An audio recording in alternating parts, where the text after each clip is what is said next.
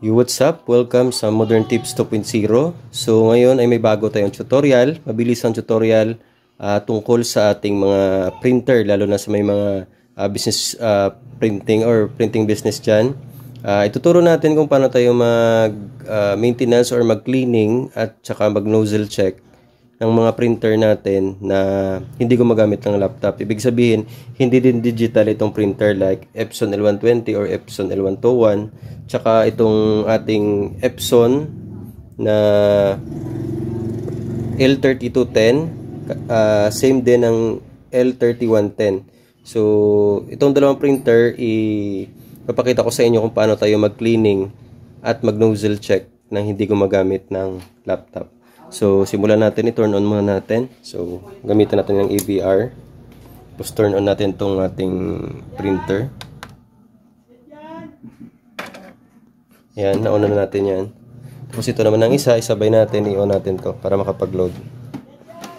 Ayan. So, since pag nagbi-blink pa, ibig sabihin nag-i-initialize pa yan, hintayin natin mag-steady. Katulad din ito. So, dahil steady na to, ang gagawin natin, mag-clean tayo. So, wala pa kayong naririnig na tumutunog, ibig sabihin hindi siya nag-clean. So, ang gagawin natin para makapag-clean tayo, itong button na to, ito ay ginagamit pag limbawa nag-jam or may error, itong pinipindot natin para ma-continue. So, itong gagamitin natin, steady natin to, i-hold natin siya hanggang sa mag-blink yung lights sa power dito. So, ayan, steady natin yan. Ayan, tumunog na siya. So, pag bitaw ko, ayan, nagbi-blink na. Kung naririnig ninyo, ayan na, nagki-cleaning yan. Ayan siya. So, antayin natin yung matapos yung pag-blink. Sa kabila naman, puntahan natin sa L120. So, ayan, hindi siya nagbi-blink. Gawin natin itong button na to, steady natin to. Ayan, tumunog na siya. So, bitawan ko, nag-blink na siya. Ibig sabihin, nagki-cleaning siya. Ayan, so hintayin natin mag-stop yung blink. Ibig sabihin tapos na yung cleaning niya. Tingnan natin yung isa. Ayan, so blinking pa rin. Hintayin natin hanggang sa matapos. So kung nakikita ninyo, meron tayong dalawang printer dito. Magkaibang ink, dye ink, tsaka itong pigment ink. So itong L120 ko na Epson, yung legendary, naka-pigment ink yan para sa mga photo. Hindi nag-fade. For photo printing yan. Tapos, ito naman, dye ink para sa mga documents like photocopy. So, separate ko silang ginagamit kasi depende sa kung anong kailangan. So, ayan, nagbi-blink pa rin. Hindi pa tapos. Tatapusin muna natin. Ayan, hindi pa rin tapos. Still blinking. Antayin lang natin yan. So, ayan, kung na-notice niyo di na siya tumutunog at naka-steady na yung power lights niya. Ibig sabihin, tapos na siya mag-cleaning. So, pasensya na kasi medyo inaalikabok yung printer natin. Maalikabok kasi dito sa lugar namin. At ayan, hindi pa siya tapos. Still cleaning. So, ang gagawin natin, dito muna tayo mag-nozzle check. So, ang gagawin natin, dapat meron tayong papel dyan sa feeder natin. So, ang gagawin natin para mag-nozzle check, i-turn off muna natin tong printer. Click natin to hanggang sa mamatay. Hanggang sa mag-turn off.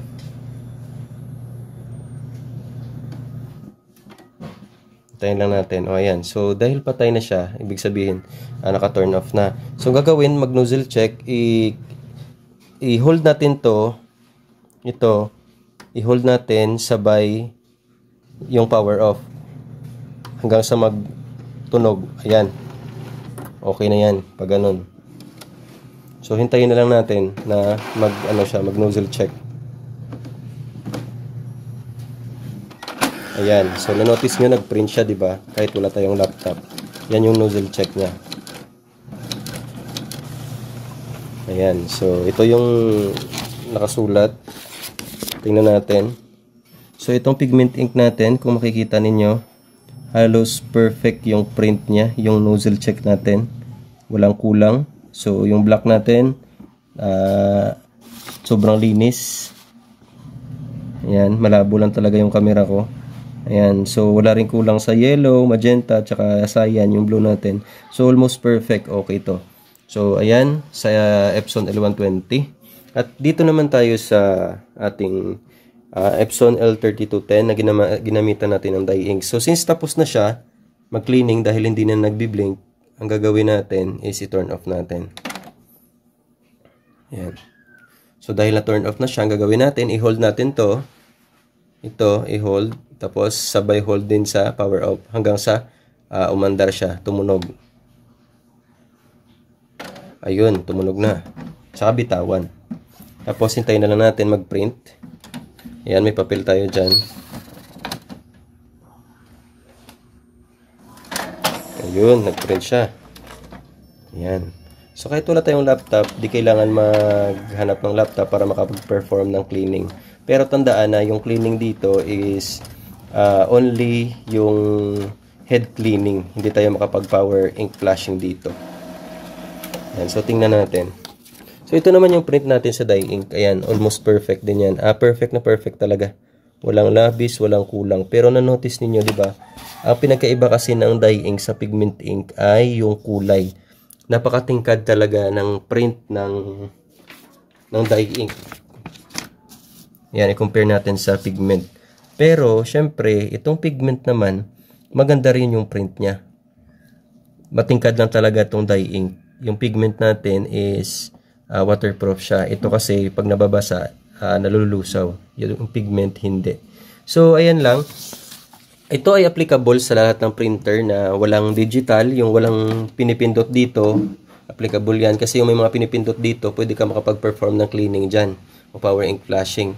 Dito sa mga walang digital screen, hindi tayo makapag, yung iba, pag nag-head cleaning sila, gumagamit pa sila ng laptop o di kaya computer. Pero dito, pag ganitong printer, katulad nito, pwede kayong mag-head cleaning at mag-nozzle check dito kahit walang laptop. So, yan lang for today's video. Kung nagustuhan nyo yung video na to, paki-share, like, or subscribe sa ating YouTube channel. At don't forget to leave a comment. Maraming salamat.